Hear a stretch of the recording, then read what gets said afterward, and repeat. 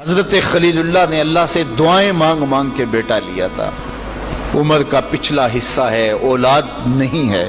اللہ سے دعا مانگتے ہیں، اللہ مجھے اولاد عطا کر دے. رات کے پچھلے پہر اٹھ اٹھ کے دعائیں مانگتے ہیں. خیر اللہ نے کرم فرمایا. حضرت سارہ کے بطن سے تو اولاد نہیں ہوئی، اب حضرت ہاجرہ سے نکاح کیا. اب حضرت ہاجرہ سے نکاح ہوا تو اللہ نے ان کے بطن سے انہیں ایک خوبصورت بیٹا دیا جس کا نام اسماعیل رکھا. اللہ اکبر! اللہ کی کتنی بڑی آزمائش تھی. اللہ کی طرف سے آواز آئی، میرے حکم کی تعمیل کرتے ہوئے اپنی زوجہ کو اور اپنے بیٹے کو وادی غیر ذی زرع میں چھوڑاؤ. تو پھر وہ آج جہاں کعبۃ اللہ ہے، یہاں پہاڑوں کے بیچ حضرت ہاجرہ کو چھوڑ کے حضرت خلیل اللہ واپس چلے گئے.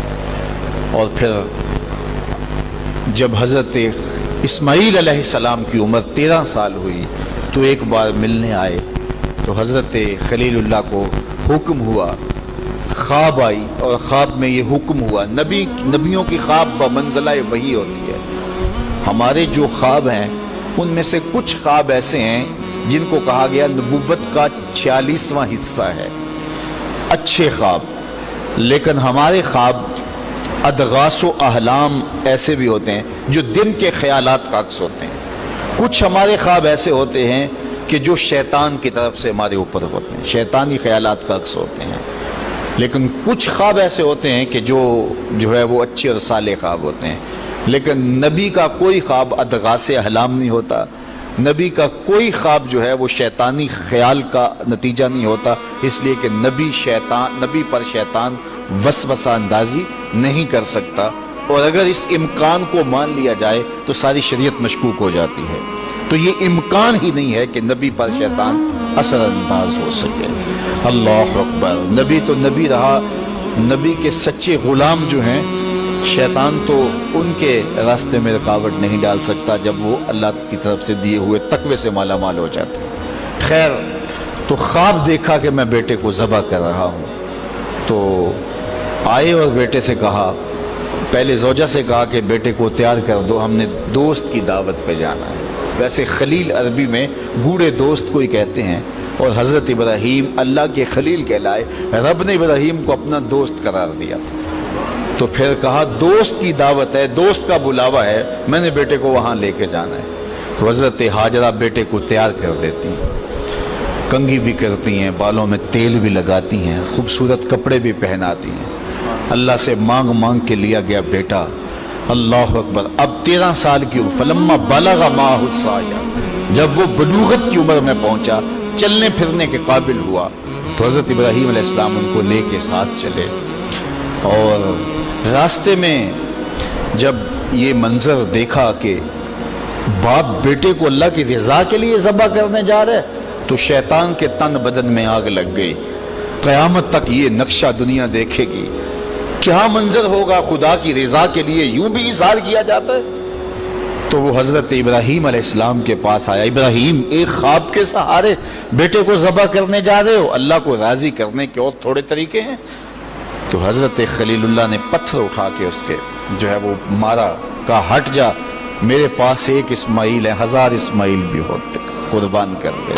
یہ وہی جگہ ہیں. پھر حضرت اسماعیل کے پاس آیا تو انہوں نے بھی یہی بات کی، کہا کہ ماں کی ممتا بڑی کمزور ہوتی ہے. تو حضرت ہاجرہ کے پاس آ گیا، کہا کہ شہزادہ کدھر ہے؟ کہا دوست کی دعوت پہ ان کا باپ لے کے گیا ہے. کہا نہیں، دوست کی دعوت نہیں ہے، وہ تو ان کو ذبح کرنے لے جا رہا ہے. کہا کوئی سوچ کے بات کر، دعائیں مانگ مانگ کے لیا رب سے، اپنے ہاتھوں سے ذبح کر دے گا؟ دنیا کی تاریخ میں ایسا کبھی ہوا نہیں کسی باپ نے اپنے بیٹے کو ذبح کیا ہو اور بیٹا نافرمان ہو، تب بھی کبھی ایسا نہیں ہوا.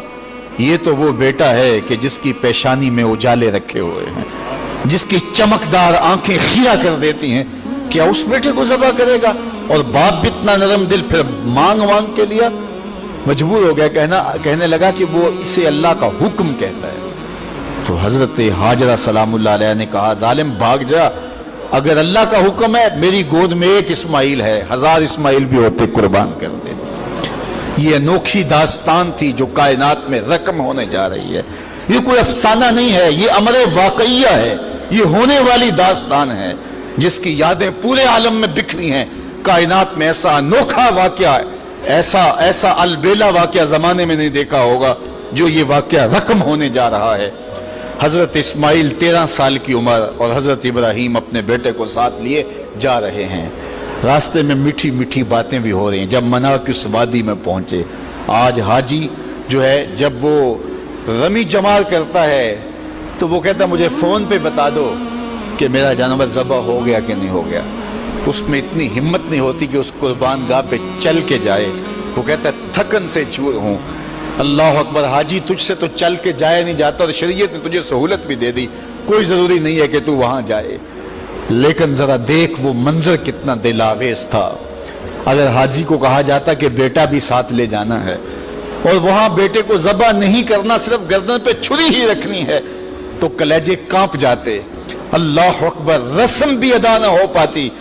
لیکن یہاں ایک انوکھا واقعہ عملاً روح پذیر ہوا.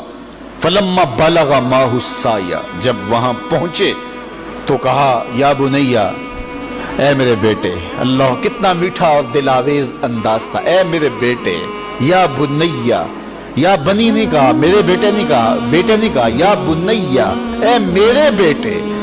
اس میں اپنائیت کا جمال دیکھیے اور ٹپکتا ہوا شہد دیکھیے پیار کا. اے میرے بیٹے، میں نے خواب دیکھا ہے، انی اذبحک فانظر ماذا تری، کہ میں تمہیں ذبح کر رہا ہوں. فانظر ماذا تری، اب تو بتا تیری رائے کیا ہے. باپ نہ بتاتا ذبح کر لیتا، لیکن نے بیٹے کو شامل کیا. بتانا میں نے یہ خواب دیکھا ہے اور نبی کا خواب بمنزلہ وحی ہے، اب تو بتا تیری رائے کیا ہے، مجھے بتائیے. باپ بیٹے کو کہے کہ میں تجھے ذبح کرنا چاہتا ہوں. اللہ اکبر، باپ اپنی مرضی سے بعض اوقات کسی بیٹے کی کسی خدمت کی وجہ سے اس کو تھوڑا سا زیادہ دے دے، یا اس سے شفقت کا رخ زیادہ ہو، یا اس کو کچھ ترجیح دے دے، تو دوسرے بیٹے ناراض ہو جاتے ہیں اور باپ کے خلاف جا کے اپنے چچاؤں سے اور دوسرے رشتہ داروں سے بات کرتے ہیں کہ ہمارا باپ ظالم ہو گیا ہے. یار اس کا روح سخن تھوڑا سا دوسرے بیٹے کی طرف ہوا تو جا کے شور کر دیا اولاد نے کہ میرا باپ ظالم ہو گیا ہے. لیکن ذرا یہاں کہانی دیکھیے باپ کیا بول رہا ہے، بیٹا میں تجھ کو ذبح کرنا چاہ رہا ہوں. فانظر ماذا تری، مجھے بتا تیری رائے کیا ہے. تو بیٹا کیا جواب دیتا ہے؟ کائنات میں ایسا منظر نہیں دیکھا ہوگا. بیٹا خاموش ہو جاتا، سر جھکا لیتا، یہ بھی بڑی بات تھی، امتثال امر تھا. بیٹا کہتا جی جس طرح آپ نے دیکھا میں تو کچھ نہیں کہہ سکتا، یہ بھی امتثال امر تھا. بیٹا کہتا ٹھیک ہے آپ کر لیجیے جو آپ نے کرنا ہے، تو یہ بھی امتثال امر تھا. لیکن جو بیٹے نے کہا، کائنات نے ایسا منظر یہ بھی نہیں دیکھا ہوگا. بیٹے نے یہ نہیں کہا ہاں کر لیجیے، بیٹے نے یہ نہیں کہا کہ خاموشی اختیار کر لی، گردن جھکا لی. ذرا دیکھیے، بیٹے نے کہا یا آباتے. باپ نے کہا تھا نا یا بنیا، اے میرے بچے، اے میرے بیٹے. تو جب یہ بات سن لی کہ میں تجھے ذبح کرنا چاہتا ہوں تو بیٹے کا لہجہ تبدیل نہیں ہوا. اللہ اکبر، آج بیٹا ہو تو کہے باپ ہو سفاک ہو، لیکن اس کے باوجود لہجہ کہ یا آباتے، اے میرے ابو. ذرا اس سے شہد ٹپکتا ہوا دیکھیے اور اس سے خدمت گاری کا جذبہ دیکھیے. یا آباتے، اے میرے ابو. آگے کیا ہے؟ یا آباتے فعل ما تؤمر، ابو ذبح کیا ہے، جو بھی کرنا ہے کرو. یا آباتے ذبح نہیں کہا، اے ابو ذبح کر دیجئے. ذبح کا جواب ذبح میں دیا جاتا نا، لیکن بیٹا 2 قدم آگے بڑھ گیا. یا آباتے فعل ما تؤمر، ابو ذبح کیا ہے، جو بھی کرنا ہے کیجئے. باقی رہی بات میری، یہ کام آسان تو نہیں کہ گردن پہ چھری چلے اور میں تڑپوں نہ، لیکن اللہ کی مدد ہو تو یہ مشکل بھی نہیں، ستاجدونی انشاءاللہ من الصابرین. آپ دیکھیں گے رب نے چاہا تو صبر کر کے دکھاؤں گا، تڑپوں گا بھی نہیں. باپ رسی بھی ساتھ لے گیا تھا، چھری بھی ساتھ لے گیا تھا، چھری نکالی. یہ کوئی قصہ نہیں، یہ کوئی افسانہ نہیں ہے، یہ حقیقت اور امر واقعیہ ہے. چشم فلک نے پہلی مرتبہ یہ منظر دیکھا. آج حوریں بھی دیکھ رہی تھی، غلمان و رضوان بھی دیکھ رہے تھے، فرشتے بھی جھک جھک کے دیکھ رہے تھے. مالک قیامت آنے والی ہے. کہا تمہیں بتانا چاہتا ہوں، تم کہتے تھے انسان کو خلیفہ بنا رہے، سجدے تو ہم کرتے ہیں، عبادتیں تو ہم کرتے ہیں، یہ تو لڑائی کرے گا، دھینگا مشتی کرے گا. اب دیکھو میرے بندے کی ادا کو، میرے بندے کی اطاعت اور فرما برداری کے رنگ بھی دیکھو. اللہ اکبر. باپ نے بیٹے کو لٹایا، رسیوں سے بدن جکڑ لیا، ہاتھ میں چھری پکڑی ہے. अल्लाह अकबर। हजरत इस्माइल को लुटाया। कुरान में वो बाकायदा मंजर निकारी की है, फलम्मा अस्लमा वतल्लहु लिलजबीन। जब दोनों राजी हो गए, किस बात पे राजी हो गए? कि फलां नंबर की गाड़ी खरीद लें, फलां कोठी और फलां बंगला खरीद लें? नहीं, दोनों राजी हो गए। बाप ज़बह करने पे राजी हो गया और बेटा ज़बह होने पे राजी हो गया। इस्लाम इसे कहते हैं फलम्मा अस्लमा। यहां लफ्ज जब दोनों ने रिजा कर ली, तय कर लिया, दोनों ने सर झुका लिया। अल इस्लाम गर्दन निहादन, इस्लाम का माना गर्दन रख देना।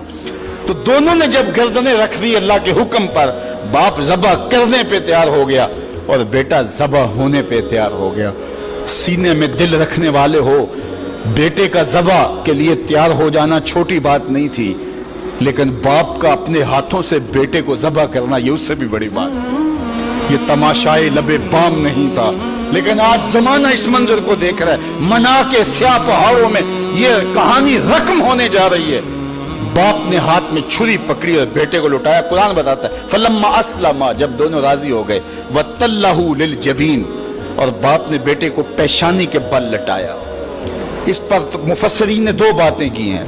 लिलजबीन का माना किया है कि पेशानी के बल लटाया, पीछे से ज़बह करना चाह रहे थे।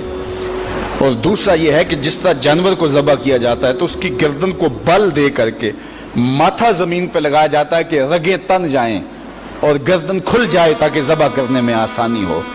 तो कहा कि गर्दन को जो है वो कुशादा करने के लिए आपका नाजुक गला घुमा करके पेशानी पहाड़ पत्थर के साथ लगाई और रगें तन गई। पूरा बदन जकड़ा था रस्सियों से, और हजरत इस्माइल ने, इब्राहिम ने खुद भी पट्टी बांधी थी कि ये मंजर इतना आसान तो नहीं है। अल्लाह अकबर। अचानक हजरत इस्माइल ने कहा अब्बा जान मेरी रस्सियां खोल दो। बेटा क्या हुआ? कहा खोल दो रस्सियां। बेटा अभी तो कह रहे थे या बतिफल मा तो मत, जो करना है कीजिए, अब क्या बोल रहे हो? कहा कल का मुअर्रिख लिखेगा, बाप ज़बह करना चाहता था, बेटा ज़बह होना नहीं चाहता था। बाप ने बांध के किया है, खोल दो रस्सियां, नहीं तड़पूंगा। रस्सियां खोल दी गई। हजरत इब्राहिम ने हाथ में छुरी पकड़ी है, लेकिन पट्टी बराबर बंधी है। बेटे फलम्मा अस्लमा वतल्लहु लिलजबीन। अल्लाह अकबर। तो पूरी कुव्वत के साथ छुरी को नाजुक रेशम जैसी गर्दन पे रखा। इब्राहिम तेरे हौसले पे कुर्बान, इस्माइल तेरी फरमा बरदारी पे कुर्बान। इकबाल बोले ये फैजान नजर था या के मकतब की करामत थी, सिखाए किसने इस्माइल को आदाब फर्ज। बेटा लेटा है, रस्सियां भी खुली हैं, तड़पता भी नहीं है, आहो फगा भी नहीं करता, आंखों में आंसू भी नहीं है। बाप ने हाथ में छुरी पकड़ी है, बेटे की नाजुक रेशम जैसी गर्दन पे रखी और पूरी कुव्वत से छुरी को दबा दिया। लेकिन हुआ क्या कि एक बाल भी नहीं कटा। छुरी को पास पड़े पत्थर पे मारा, लकड़ी पड़ी थी, पत्थर पड़ा था, मारा, वो कट गया। लेमा तकता या सिक्कीन है, छुरी तो क्यों नहीं काटती? अल्लाह अकबर। छुरी ने जुबान हाल से आवाज दी इब्राहिम अल खलीलो या मुरनी वल जलीलो यनहानी। खलील मुझे एक बार काटने का कहता है, वो खलील, वो कबीर, वो रब, वो जलील 70 बार कहता है, खबरदार एक बाल भी काटा। कहा तेरा काम तो काटना था। छुरी बोली आग का काम भी तो जलाना था। जिसने आग को जलाने से रोका, आज उसने मुझे काटने से रोक दिया। समझे, इससे यह भी तो नतीजा निकल सकता है, चलो जान छूटी, मेरा कसूर तो नहीं था, लेकिन अल्लाह के हुक्म को पूरा करने का जज्बा था। पता नहीं दिल में क्या बात आ गई कि छुरी को रोक दिया गया। फिर इस्तिग़फ़ार पड़ा और छुरी तेज की और गर्दन पे रख के पूरा जोर लगा दिया। गर्दन कट गई, खून बहने लगा। खुश हो गए कि बड़ा काम था कर गुजरा। जल्दी जल्दी पट्टी खोली तो देखा ज़बह होने वाला बेटा नहीं, दुम्बा था। अल्लाह अकबर। दुम्बा पड़ा था और बेटा पास खड़ा मुस्करा रहा था। तो हजरत खलील की जुबान से बेसाख्ता निकला अल्लाह अकबर। तो हजरत इस्माइल बोले ला इलाहा इल्लल्लाह वल्लाहु अकबर। पास जिब्रील खड़े थे, कहा अल्लाह अकबर वलिल्लाहिल हम्द। आवाज आई फलम्मा अस्लमा वतल्लहु लिलजबीन व नादैनाहु अन या इब्राहिम कद सद्दक़ता रुया इन्ना कज़ालिका नज्ज़िल मुहसिनीन। आवाज आई इब्राहिम तूने वाकई ख्वाब पूरा कर दिखाया। तूने तो अपने गुमान में बेटे की गर्दन पे छुरी चलाई, लेकिन ये हमने उस वक्फे में दुम्बा रख दिया। तुमने वाकई ख्वाब पूरा कर दिखाया। वफ़दैनाहु बिज़िब्हिन अज़ीम। हमने उनके जो है वो جو ہے بدلے میں ایک دمبا دے دیا اور ہم نے اس کو پچھلوں کے لیے سنت رکھ دیا. آج منا کی وادی میں حاجی وہاں جا کے دمبے کی گردن پہ چھری پھیر رہا ہوتا ہے. وہ یادگار آج اس مذبح پہ، آج اس منصب پہ جہاں بیٹے کی قربانی کے لیے حضرت خلیل چھری ہاتھ میں لیے کھڑے تھے، آج 40 لاکھ جانور قربان ہو رہے ہیں اور پوری دنیا کے اوپر قربانیاں ہو رہی ہیں. اللہ اکبر. وہاں آواز آتی ہے سلام علی ابراہیم، اے ابراہیم تیرے اوپر سلام.